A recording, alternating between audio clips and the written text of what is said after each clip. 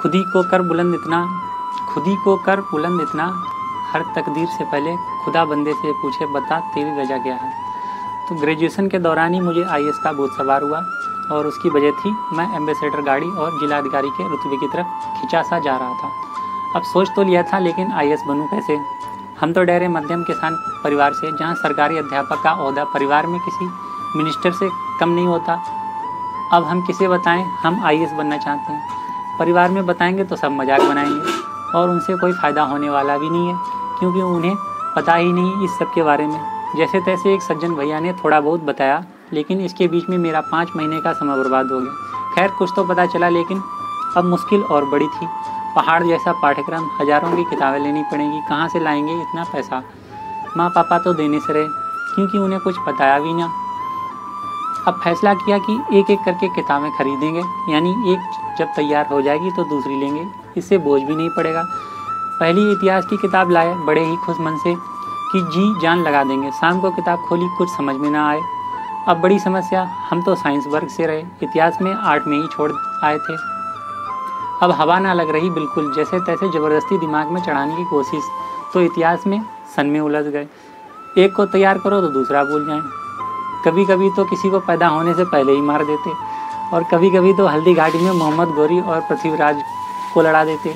Band बज गई दिमाग की उस किताब को तैयार करने में। खैर तैयार हुआ या ना हुआ, लेकिन किताब के पन्ने पूरे हो गए। अब भूगोल लाए, उसे पढ़ने के बाद तो पता चला कि दुनिया इतनी बड़ी। खैर भूगोल पढ़ने से कुछ फ़ायदा तो हुआ, जैसे भगवान पानी नहीं बरसाता बल्कि ये मानसून वाला लोचा है, ये बात पता चली। खैर ये सब चल ही रहा था, अचानक यमदूत टाइप का एक दोस्त आया घर। बड़े घर का था तो बड़े शहर में पढ़ता था। उसे मैंने आईएएस के बारे में बता दिया। अब भैया उसने जो हवा भरी कि 2-3 दिन तक तो आईएएस का ख्याल भी मन में ना आया। कहने लगा आईएएस बड़े लोगों के लिए है, जिसे बहुत अंग्रेजी आती हो। इसके लिए बड़ी कोचिंग करनी पड़ती है, जहाँ फीस लाखों में होती है। बड़े बड़े शहरों में हज़ारों लड़के कोचिंग करते हैं, और सबसे बड़ी बात कि सीट केवल 1000 ही होती है।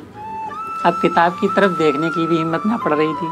जैसे तैसे कॉलेज एक और सज्जन गुरुजी से पूछा, तो उन्होंने बड़ी नम्रता से ना सिर्फ मुझे रास्ता दिखाया बल्कि थोड़ा हौसला अफजाई भी की। एक बार फिर मैं तैयार था कोशिश करने के लिए। 1 साल बीत रहा था और इस साल मैंने सिर्फ आईएएस के बारे में जाना ही था। खैर इतना ही काफ़ी था कि अब मैं सब कुछ जान गया था। ग्रेजुएशन फाइनल ईयर के पेपर आ गए। सोचा इसके बाद फ्री होकर ताबड़तोड़ पढ़ाई करूँगा, पर कहाँ हो पाता है। एक दिन ज़्यादा पढ़ लो तो दूसरे दिन किताबें उठाने तक की हिम्मत नहीं पड़ती। किसी दिन का कोई ना कोई ऐसा सेकंड भी आता था कि लगता था कि अब छोड़ दें, हमसे ना हो पाएगा।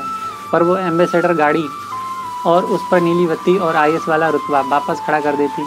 समय गुजर रहा था, यूँ ही किताबें अभी भी परेशान करती हैं।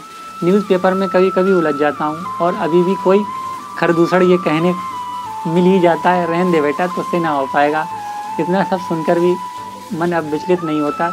मैंने भी फैसला कर लिया कि आईएएस अगर कुरुक्षेत्र है तो मैं भी एक योद्धा हूँ। जरूरी तो नहीं हर रण फतेह हो, विजेता की तरह शहीद का नाम भी शिद्दत से लिया जाता है।